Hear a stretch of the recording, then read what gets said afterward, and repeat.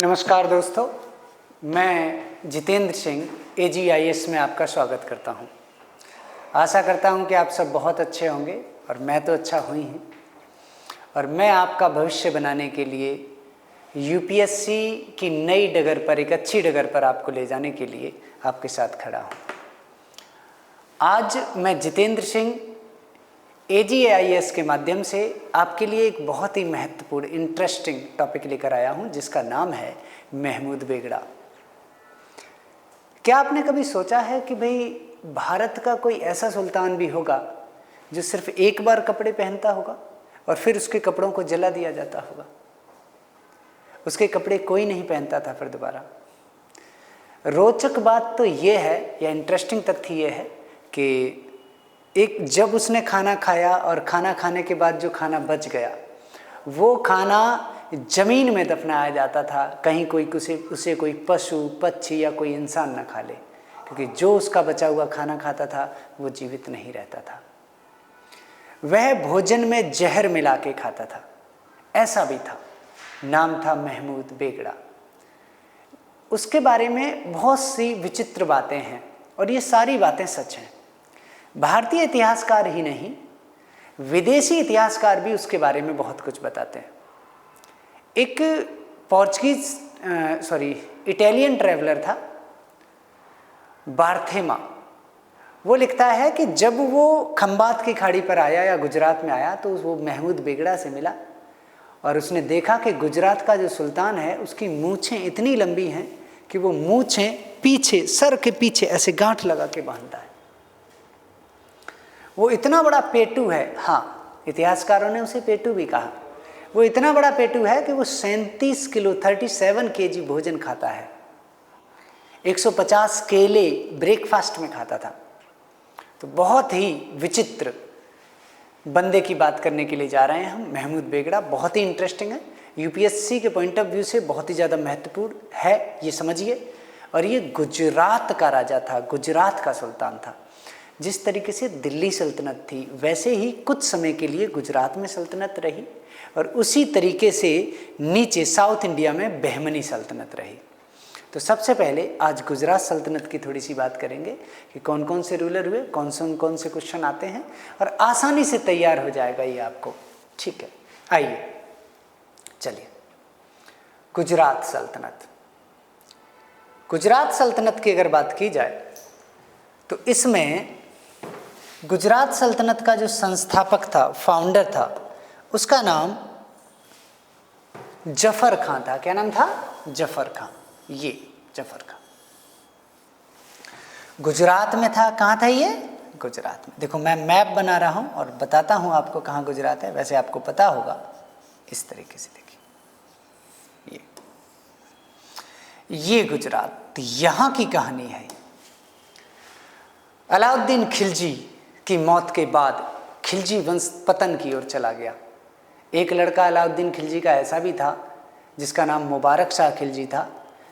वो सुल्तान बनने के बाद उसने वस्त्र त्याग दिए थे और नंगा होकर दरबार में दौड़ने लगा था। सल्तनत काल में एक से एक विचित्र सुल्तान हुए।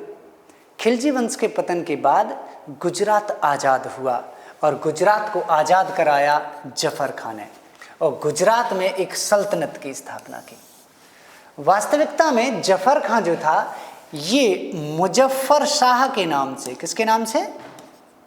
मुजफ्फर शाह के नाम से गुजरात का सुल्तान बना और स्वतंत्र सुल्तान हुआ, इंडिपेंडेंट रूलर। ठीक है। इसका पिता एक जाट था, एक हिंदू था और उसने इस्लाम धर्म स्वीकार कर लिया था। मैं आपको बता देता हूँ। तो जफर खां के बाद एक सुल्तान हुआ अहमद शाह। तो गुजरात की सल्तनत का स्वतंत्र संस्थापक कौन था? वो था जफर खां, मुजफ्फर खां। ठीक है। अहमद शाह उसके बाद सुल्तान हुआ।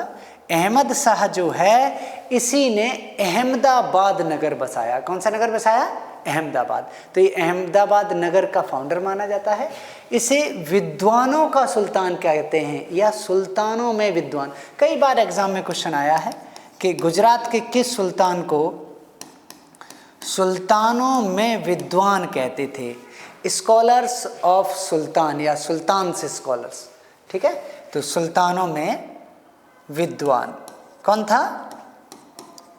देखिए याद आप आसानी से रख सकते हैं, जैसे अहमद शाह है ना, तो अहमद शाह ने ही अहमदाबाद बसाया, गुजरात में अहमदाबाद है, ठीक है।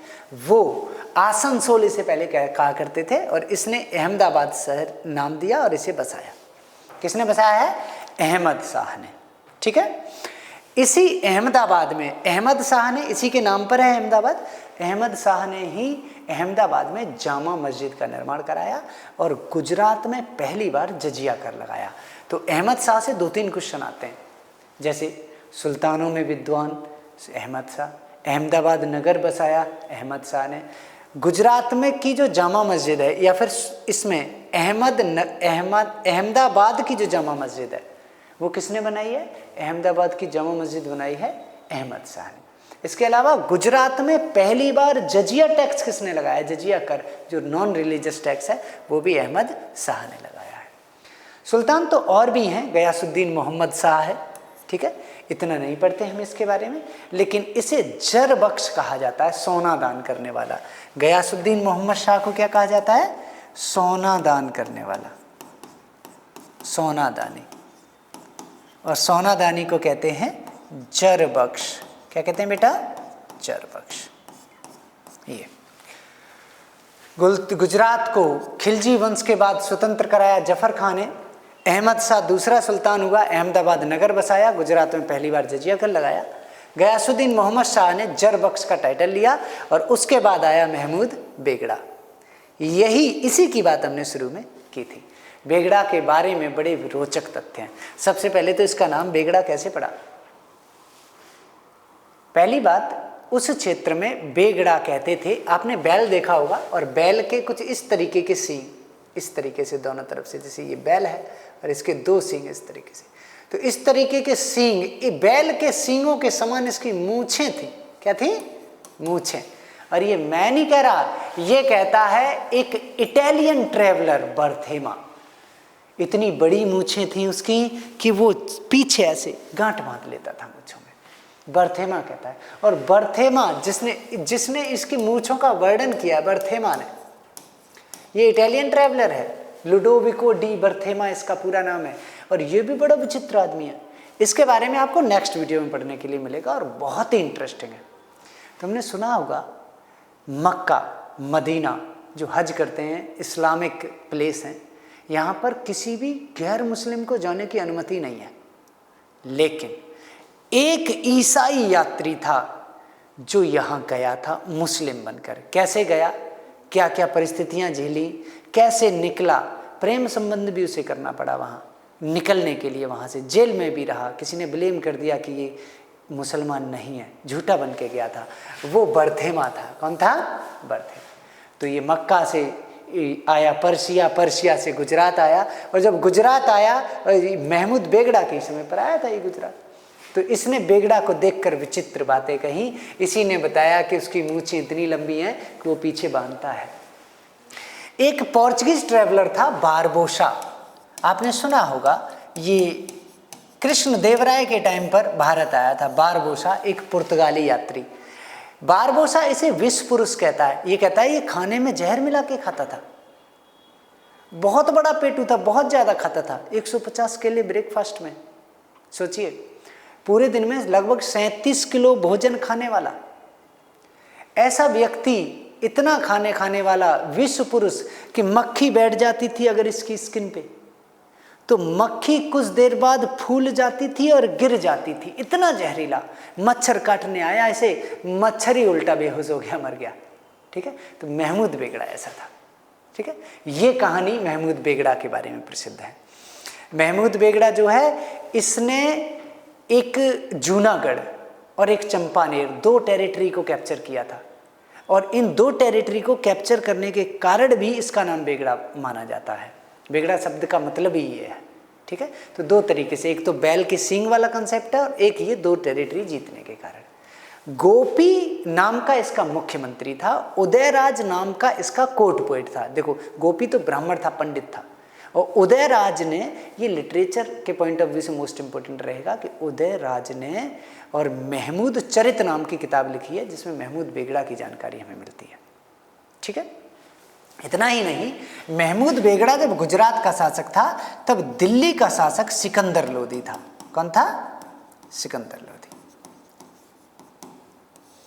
सिकंदर लोदी ने महमूद बेगड़ा के पास, देखो इसकी पर्सनैलिटी के हिसाब से इसे 1 पेयर इंडियन राइनोस भेजे थे, मतलब भारतीय गैंडे भेजे थे, 30 घोड़े भेजे थे और अपार धन दौलत।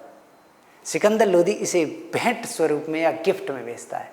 और ये भी कम नहीं था, इसने गुजरात से सिकंदर लोदी को पता क्या क्या भेजा?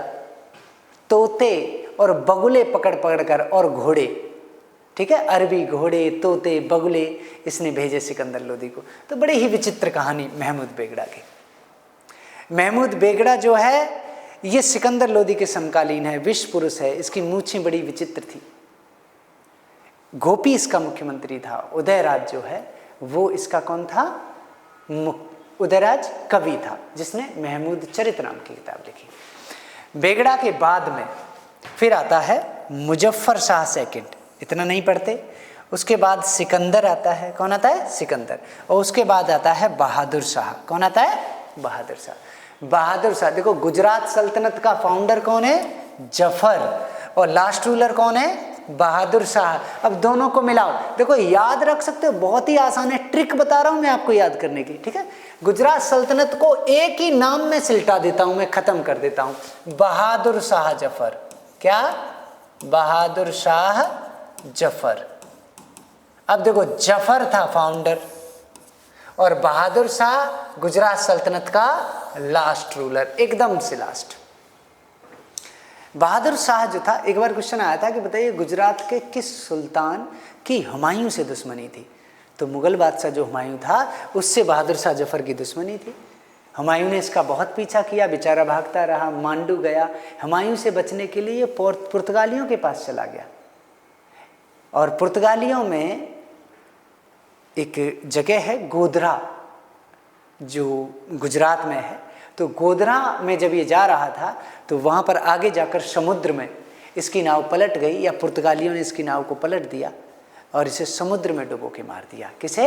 बहादुर शाह को। मतलब जो लास्ट है बहादुर शाह, ये जो लास्ट है बहादुर शाह जफर। जफर पहला है, बहादुर शाह लास्ट वाला है। तो पुर्तगालियों द्वारा मार दिया गया।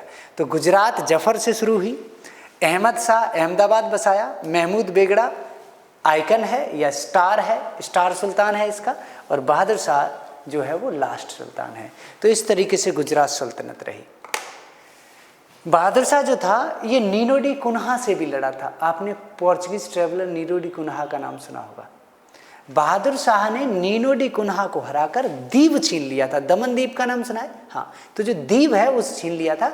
और दीव में एक विजय स्तंभ लगा हुआ है जिसे हम बहादुर शाह स्तंभ के नाम से भी जानते हैं। किसके नाम से जानते हैं? बहादुर शाह स्तंभ के नाम से। तो दीव का विजय स्तंभ, ऐसे एक चित्तौड़ में विजय स्तंभ है, जैसे चित्तौड़ के विजय स्तंभ के आधार पर ही दीव में है।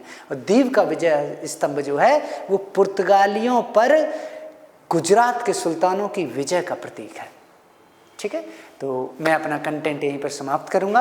और आपको आशा करता हूं मैं कि आपको ये कंटेंट मेरा बहुत अच्छे से समझ में या पसंद आया होगा। महमूद बेगड़ा को लेकर बड़ा ही विचित्र सुल्तान है। ऐसी रोचक जानकारी और प्राप्त करने के लिए और जुड़ने के लिए AGIS से हमारे साथ बने रहिए। हमारे चैनल को लाइक करें, शेयर करें, सब्सक्राइब करें। और मैं आपको आश्वासन दिलाता हूं कि हम ही वो हैं जो आपको उच्च शिखर तक ले जाएंगे, ऐसे ही बातों बातों में और बहुत ही रोचक तथ्यों के साथ। धन्यवाद।